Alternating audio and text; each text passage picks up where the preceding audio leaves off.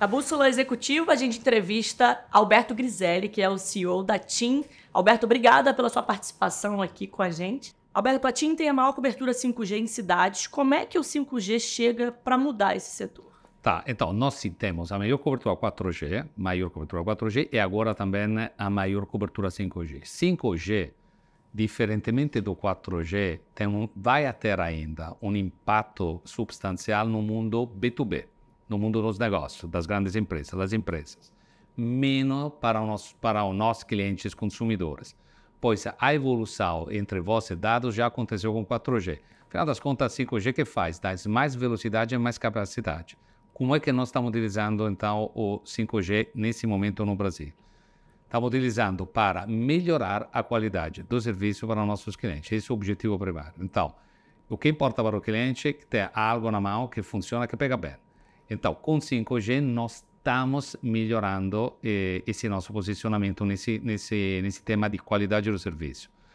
Como é que está sendo utilizado e como é que está se expandindo o 5G do Brasil? Tipicamente começa das grandes cidades e depois vai se ampliando até chegar aos municípios menores.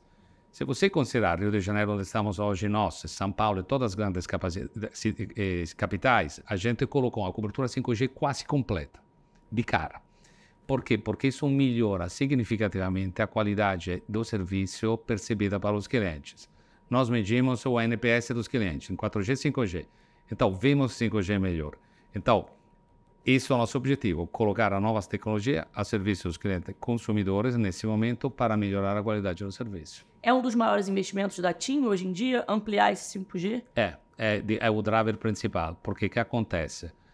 O 4G, de fato, teve uma onda de expansão que começou 10 anos atrás e no final do ano passado, aliás, no final de 2022, do ano passado, nós chegamos a todos os municípios do Brasil, que são 5.570, cobertos com 4G.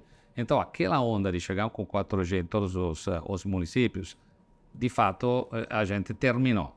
E considera que nós somos a única que tem esse nível de cobertura. O segundo colocado está por volta de 5.000, 4.900. Nós estamos a 5.570, estamos bastante na frente. Terminado aquele investimento de 4G, não precisa muito investir em 4G. Então, todo o nosso investimento, desde o ano passado e para frente, será principalmente utilizado para ampliar o 5G no Brasil, assim proporcionando uma maior qualidade de serviço para nossos clientes e, em um médio prazo, lançar aplicações inovadoras para o mundo corporativo, onde sim, algumas das características do 5G fazem daquela tecnologia uma tecnologia bem superior àquela do 4G. A latência, a velocidade, se você quer controlar drones ou máquinas sem um tripulante, aí que acontece, o 5G ajuda nisso. Então, estamos já fazendo alguns pilotos com algumas grandes empresas, tipo a Stellantis, tipo a San Martino. A Stellantis é a manufatureira, a San Martino de agronegócio, para desenvolver caso de uso para o 5G na aplicação do negócio. Então, é lá que vai ter a maior inovação.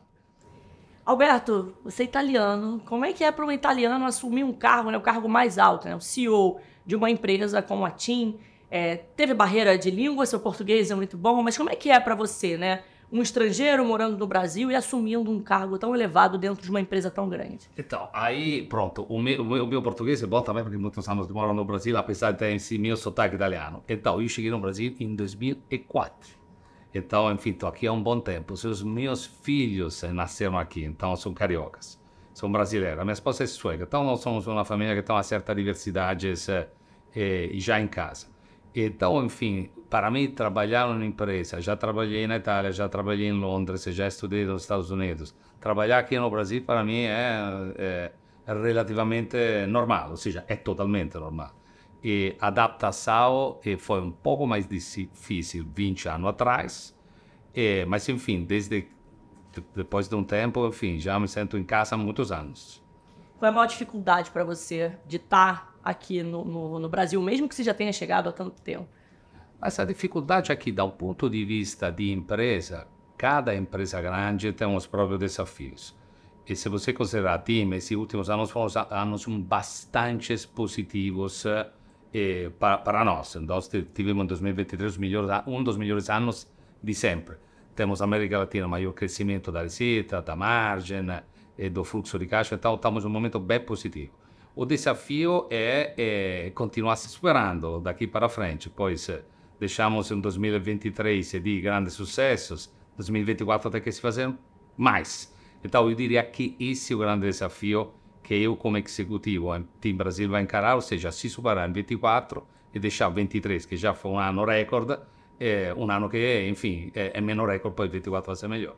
O ano de 2023, ano passado, terminou muito bem para a TIM, um lucro aí de mais de 2,5 bilhões de reais. Foi um aumento de 50% em relação ao ano anterior, que foi 2022. Já há projeção de distribuição aí de 12 bilhões aos acionistas nos próximos 3 anos. Ao que o senhor deve esse desempenho da TIM? Então, tem algum fator estrutural que o principal dos quais é a consolidação do mercado. Nós, 3 operadoras, de fato, compramos alguns dos ativos da Oi.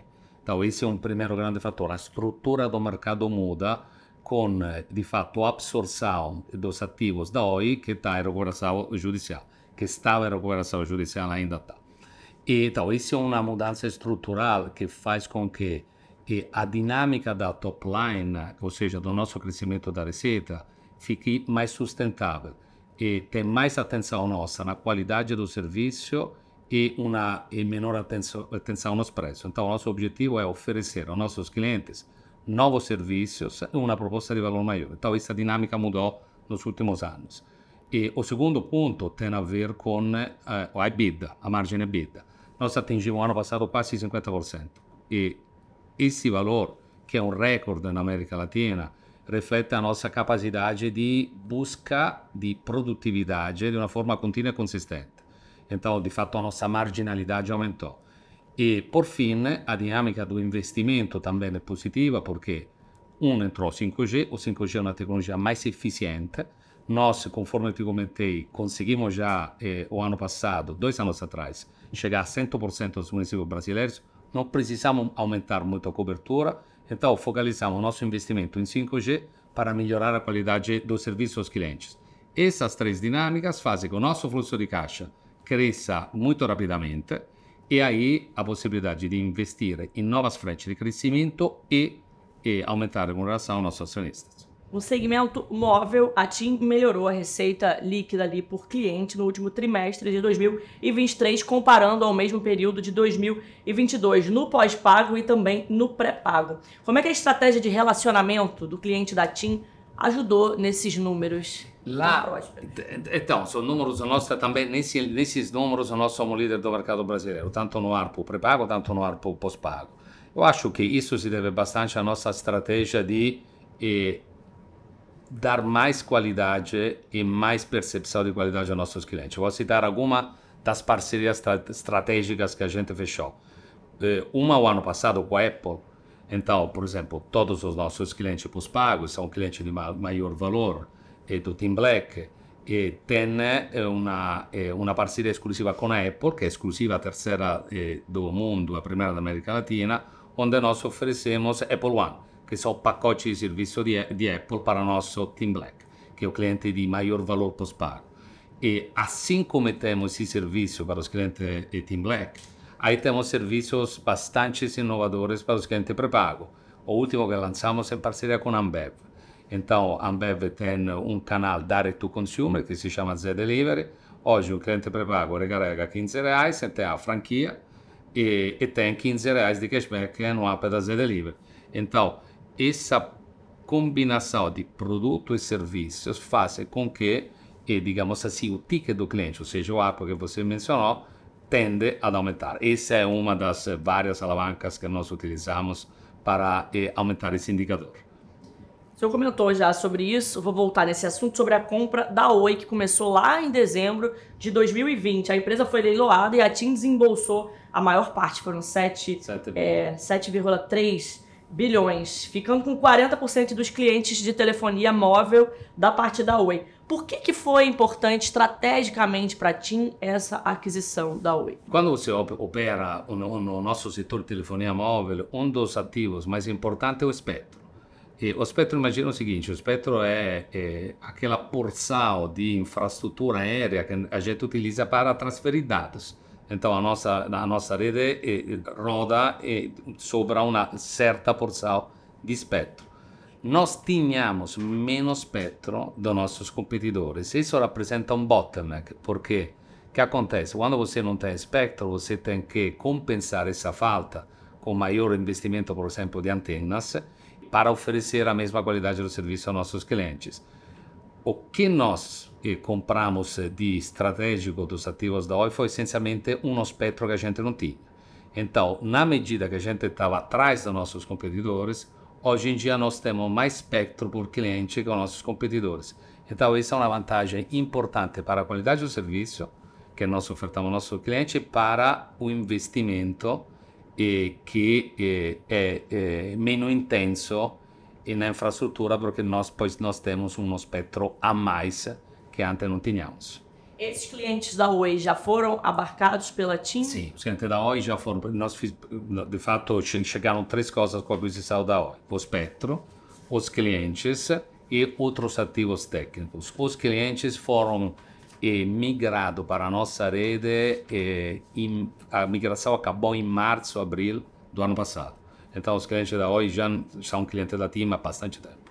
Griseli, na parte de internet residencial, a TIM ainda está abaixo dos outros players aí do mercado. Como é que você vê esse mercado de internet fixa para os próximos anos e como é que a TIM vai se posicionar perante isso? Então, o mercado de internet fixa é um mercado que hoje é um mercado bastante cheio de opções, players. Hoje no Brasil tem 8.000 provedores de serviço de banda larga internet. Então, é um mercado que tem gente demais. Essa é a verdade, pois esse mercado é tipicamente bastante capital intensive. Então, para ser um mercado atrativo, deve ser um mercado bem mais consolidado. Nós hoje temos 2% de market share e temos uma operação pequena e bonitinha, que se chama TIM Ultra, e 2% claramente muito pequeno versus o que a gente poderia almejar, só que nós temos um interesse relativamente reduzido a acelerar o nosso crescimento em um mercado que hoje não é atrativo. E por quê? Porque a dinâmica competitiva é muito no preço e na nossa estratégia é mais na qualidade. Então, é necessário que o setor se consolide e, na medida que o setor se consolide, a gente pode buscar oportunidades de crescimento em um momento mais saudável. Então, por enquanto, a nossa operação é uma operação que tem o melhor NPS do mercado, é bastante premium, mas estamos felizes com o crescimento. Estamos crescendo mais ou menos 9% por ano que temos, e pois para crescer mais a gente entra em um tema de trade-off entre crescimento e profitabilidade. Então vamos esperar tempos melhores. Então o posicionamento da TIM agora é manter do jeito que está, pelo menos nessa questão da internet fixa. Sim. Recentemente a Anatel permitiu uma redução de 70% nas lojas físicas. Então a gente não vai mais ver tanta loja física por aí das empresas de telefonia. A TIM pretende fechar muitas lojas? Não vamos fechar a loja. Nós temos mais ou menos 150, 160 lojas próprias, temos mais ou menos 900 lojas, se você considerar todos franqueadas, que tem a cara da TIM.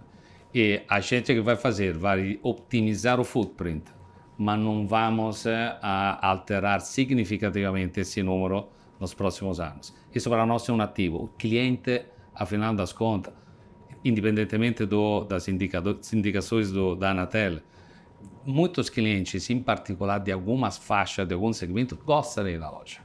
Então, aí... Sente a necessidade de estar perto. Tem ainda muita gente que vai procurar lá a segunda via. Então, enfim, a nossa estratégia de presença está correta. O que vai crescer é o e-commerce, que vai ficar mais importante no futuro, mas a gente não está vendo um redimensionamento relevante da nossa capilaridade física. Alberto, um problema atual são as operadoras de telemarketing, muitos usuários que reclamam de ligações, perturbam e tudo mais. Como é que a TIM pretende fazer para reduzir esse impacto, para gerar menos reclamações nesse quesito? Telemarketing, ligações inoportunas? Para nós, inclusive, isso é um tema bastante, digamos assim, negativo, pois pode ser associado a nós, isto, quando na realidade não é. Porque o que acontece? Essas empresas usam arco de numerações que são disponíveis e implementam práticas que são, digamos assim, em vários momentos ou para várias situações, não gratuitas aos clientes. Aí que acontece? O regulador, e nós estamos já implementando um conjunto de medidas que ajuda os clientes a reconhecer que aquele telefonema é um telefonema de uma determinada natureza, tipo telemarketing, porque tem um arco de numeração específico. Então você vê, por exemplo, 0300, você sabe que é alguma empresa que está querendo, enfim, propor uma determinada ação de marketing. Estamos implementando algumas tecnologias para que isso seja ainda mais assertivo. De repente aparece o nome da empresa. Então você vê o nome da empresa e decide se atender ou não atender. Então tem várias medidas que o regulador está estimulando e nós do setor estamos nos propondo a implementar justamente para tornar isso mais transparente para o cliente. Não dá para impedir o cara de ligar, pois o número, digamos assim, é o cliente que deu em algum momento, em algum ponto de contato, mas pelo menos dá transparência de que está ligando. Isso deve facilitar a vida, porque você pode decidir de não atender. Os senhores têm medo que isso possa impactar o número de clientes, essas ligações inoportunas, a pessoa ficar ali, não quero mais essa operadora, está me perturbando demais? Então, não nesse ponto, a gente tem que ver, tem alguns indicadores de nível de, digamos assim, de problema que isso causa, tipo Anatel. Então, nós medimos nos indicadores de Anatel qual é o número de reclamações relacionado a ligações inoportunas ou mensagem inoportuna. Então, a gente vê que, enfim, tem um valor, mas não está aumentando. Aliás, está diminuindo. Pode diminuir mais? Sim, esse é o nosso objetivo, mas, enfim, com news que não está subindo. O que o senhor pode dizer para o consumidor, né? Tranquilizar, as tendências que isso melhore no futuro, que essas novas tecnologias sejam implementadas com mais rigor? É isso. De fato, o que nós estamos fazendo é que nós estamos implementando a tecnologia para dar transparência, dar ao consumidor a possibilidade de escolher ou não escolher, e, em algum caso, isso vira mais técnico. Se são ligações muito curtas, até cortar, ou seja, não fazer isso acontecer, mas um esforço que deve ser um esforço do setor, que está acontecendo, então a situação vai melhorar. Como é que a inteligência artificial pode usar nesse atendimento ao cliente, Alberto? Então, a inteligência artificial no atendimento ao cliente, a gente que está pilotando, a gente está vendo, e nós temos no atendimento, você tem um atendimento digital e um atendimento humano. E o atendimento digital e humano tem um ponto de vista do cliente, tem vários clientes que preferem não falar com ninguém, enquanto tem cliente que prefere para falar com alguém, em particular quando o tema é de mais difícil resolução. Como é que nós estamos utilizando hoje a inteligência artificial? Quando tem um atendimento humano, tipicamente você faz uma pergunta, o atendente lá tem que procurar a resposta certa para te atender. Essa procura é uma procura que demora um certo tempo e que tem um fator humano lá também no meio do caminho, entre a tua pergunta e o que o atendente vai te responder. Então, o que a gente está fazendo nesse momento é como, imagina assim, você liga, o atendente coloca a pergunta lá no sistema de inteligência artificial, a inteligência artificial dá a resposta certinha, que é sempre a mesma. Se você liga depois, a resposta vai ser sempre a mesma. E o tempo para te atender é mais curto, é reduzido, e a resposta é mais assertiva. Então, de fato, isso tem um benefício para nós, porque aumentamos a produtividade do atendente, e para o cliente, pois se nós vemos que o NPS, que mede o nível de satisfação, é melhor, porque a resposta é direta, assertiva e digamos assim, é diretiva, ou seja, é mais de fácil entendimento por lado do cliente. A tendência é que a inteligência artificial seja cada vez mais usada pela TIM nesse atendimento ao cliente? Sim, a inteligência artificial é uma tecnologia nova, então a gente está experimentando em várias frentes da empresa, uma delas é o atendimento ao cliente, e a nossa ideia é justamente utilizar mais para aumentar a produtividade, se lembra lá da margem de 50%, e aumentar o NPS do cliente, ou seja, o nível de satisfação dos clientes. Quando você considera uma empresa como a nossa, nós temos 60 milhões de clientes, todo mundo usa aquele serviço todo o tempo. Vai dormir com o celular do lado, acorda com o celular do lado. É claro que de vez em quando temos algum problema. Para nós, a resolubilidade daquele problema é um indicador super importante. Então, nós medimos indicadores de resolubilidade em vários canais, nos PROCONs. Por exemplo, se você pega o PROCON de São Paulo, nós somos a única empresa que tem selo de qualidade, única empresa, não telecomunicações, única empresa do Brasil, que tem selo de qualidade no atendimento do PROCON, porque a gente se esforça para tentar resolver mais rapidamente algum problema que um cliente ou um dos nossos clientes pode ter. Inteligência artificial é uma ferramenta nesse sentido, no caso dos call centers. O que a TIM tem feito para ampliar a pauta da diversidade no quadro dos funcionários, Alberto? Então, nós somos uma empresa já bastante diversa. Então, se você considerar isso, se você pega o nosso propósito, de uma forma mais estética, nosso propósito é, de fato, utilizar a tecnologia e transformar a tecnologia em liberdade. Liberdade, então, para nós é um core value, um valor-chave desde que o Brasil chegou, desde que o TIM chegou no Brasil. E liberdade tem a ver muito com diversidade e inclusão. Então, isso é pauta nossa há bastante tempo. Então, aí, agora eu vou te dar um número. Aí que acontece? Se você tem vários indicadores externos que medem isso. Nós, segundo a Bloomberg, somos a empresa mais inclusiva e diversa da América Latina. E segundo o Refinitiv, que é um dos índices mais respeitados, nós somos a primeira telco do mundo em diversidade e inclusão. Claramente o Brasil tem muito insumo para fazer isso acontecer. Então isso é muito parte da nossa vida empresarial. Nós hoje temos como nosso objetivo e na nossa remuneração vários indicadores que a gente atinge ou ainda vai atingir. Nós hoje já passamos de 35% de mulheres em liderança, esse número é extremamente expressivo. E o nosso próximo objetivo é chegar a 25% de negros em liderança, hoje estamos a 20%. Então, nós temos um conjunto de políticas internas e acreditamos em alguns valores que tornam tudo isso possível. Então, para chegar a ser reconhecida como empresa, segundo a Bloomberg, mais diversa e inclusiva da América Latina, tem muito trabalho que a gente está executando há muitos anos. E aí nós hoje vantamos um posicionamento nesse sentido de bastante diferenciação, que é uma diferenciação para os nossos colaboradores, pois isso traz mais engajamento, o pessoal é mais feliz. Então, o nosso nível de engajamento interno já está 90%. E um dos drivers disso é a inclusão e a diversidade. Isso também vira um atributo super importante para a nossa marca, pois hoje em dia, entre uma marca A e uma marca B, na medida que nós exprimimos esses valores, isso vira também um fator de escolha dos nossos clientes. Vamos dar uma oxigenada na nossa entrevista para falar de cultura, que é uma pauta que a TIM preza. A TIM está com a marca em vários festivais, anunciou investimento esse ano já. Rock in Rio, Festival de Salvador, o TIM Music Noite Cariocas, que acontece daqui a pouquinho, sexta-feira. Qual a importância para a TIM de investir nesses projetos culturais? Então, os projetos culturais sempre se liga àquele tema de liberdade como valor da empresa. Então, a música foi escolhida justamente porque essa música representa inclusão, diversidade, liberdade. Tem uma mistura bastante rica de diferenças. Então, é daí que nasce essa associação. E, de fato, tangibiliza uma relação da marca mais emocional com esses valores.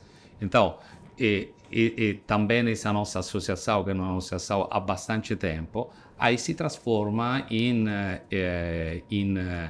no nosso patrocínio, no nosso engajamento com esse tipo de evento. Então, esse ano já fizemos Salvador, Festival de Salvador, faremos agora TIM Noite Carioca em abril, depois tem Music Goiás, e depois tem Rock in Rio. Então, enfim, essa é uma pauta rica para nós. Agora, o que estamos fazendo de diferente versus o que a gente costumava já fazer? Estamos tentando utilizar a tecnologia para enriquecer a experiência do pessoal que vai nesse festivais. Então, o mais básico é quando você vai a um festival que tem muita gente, aí tipicamente o serviço funciona mais ou menos. Agora, se você vai em qualquer nosso festival, funciona muito bem, porque o 5G está lá, enfim, está sempre... 2 anos atrás, quando lançamos o primeiro festival 5G de Rock in Rio, foi um sucesso justamente por isso. Nós chegamos a ser uma das marcas mais lembradas, pois surpreendemos praticamente todos os nossos clientes que funcionava super bem o serviço. Então, a experiência do serviço 5G, por exemplo, está bastante associada aos nossos patrocínios em grandes eventos, entre os quais a música. A gente tem Rock in Rio esse ano, um festival imenso, em setembro. O que vai ter de novidade? Já dá para adiantar alguma coisa? O que vocês pretendem investir? Que experiência vai ser essa do consumidor, né, Tim? Então, isso aqui eu consigo te adiantar agora, mas queremos tornar a versão de 2 anos atrás obsoleta. Então, aí vai ter bastante inovação. Tem também que são os 40 anos de Rock in Rio, então tem uma história rica do lado dele. E juntando essa riqueza do festival com a nossa tecnologia, queremos justamente proporcionar uma experiência diferente para os clientes nossos. Dá para adiantar alguma coisa sobre os investimentos culturais para 2025, já pensando no ano que vem? Tipicamente nós prezamos consistência. Então,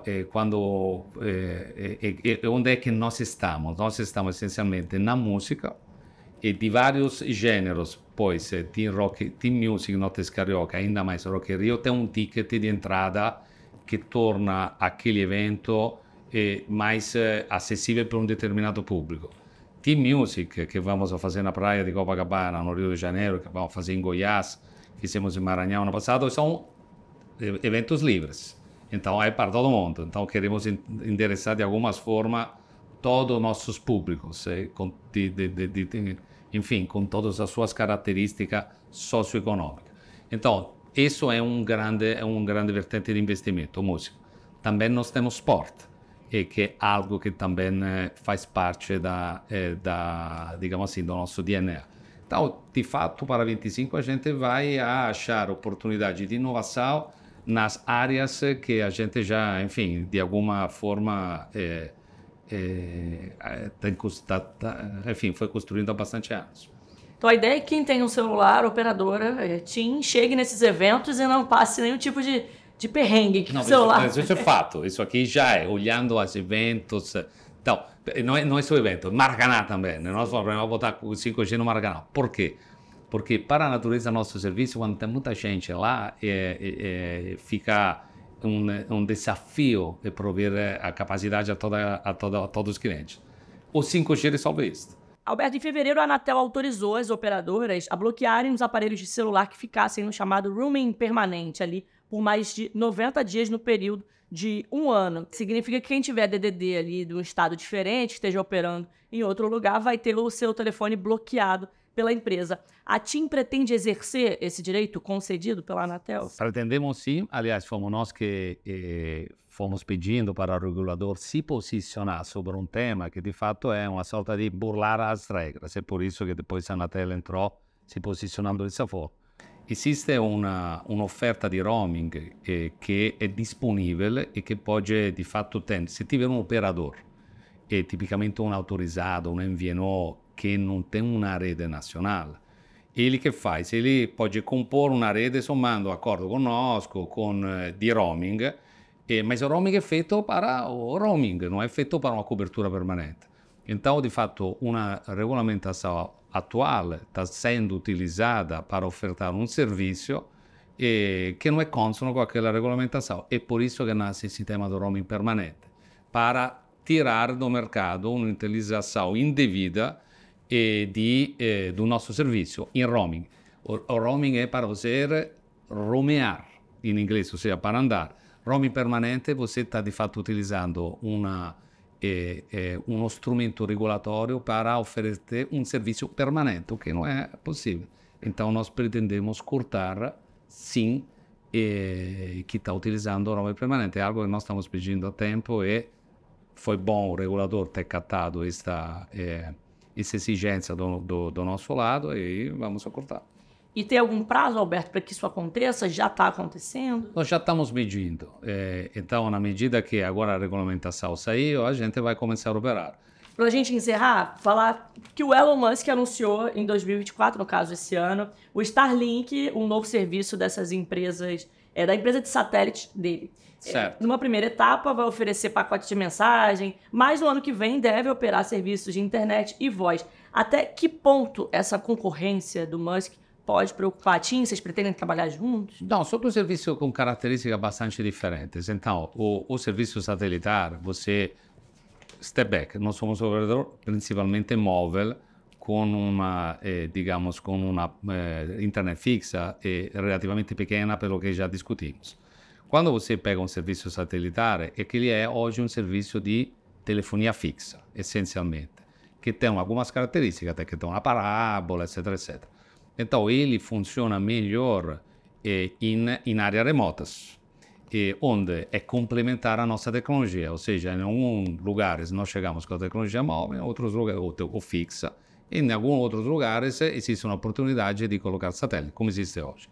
No futuro, a tecnologia da Starlink permetterà uma comunicação direta entre o satélite e o celular, mas com características também diferentes, ou seja, a velocidade que você experimenta aqui no Rio de Janeiro, no satélite não iria ter. Então é, novamente, complementar. Vai em uma zona mais rural, onde a nossa tecnologia não chega, faz sentido complementar a nossa com a tecnologia dele. Então eu vejo de uma forma complementar.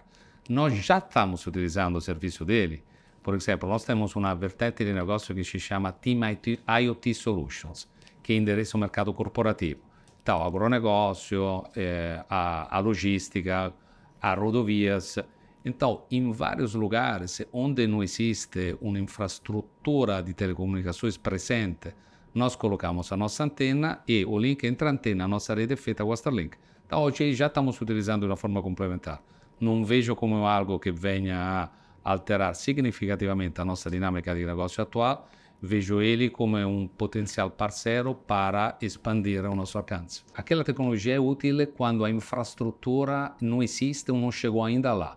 Então você tem um time to market rápido, então monta a antena e no backhauling, que é o link entre a antena e a nossa rede, coloca o satélite. Isso já nós estamos utilizando o Starlink e outros também. E na medida que chega a rede fixa, que tem um custo-benefício melhor, a gente substitui. Então a gente já está utilizando o satélite em geral como tecnologia, inclusive aquele de Elon Musk, para complementar a nossa rede e a nossa oferta de serviço, por exemplo, para o mercado B2B. Alberto, agradeço você pela nossa entrevista. Obrigada mais uma vez por você estar aqui com a gente. E para você que acompanhou a gente aqui até o final, obrigada pela participação aqui no Bússola Executiva. Até a próxima edição. Tchau, tchau.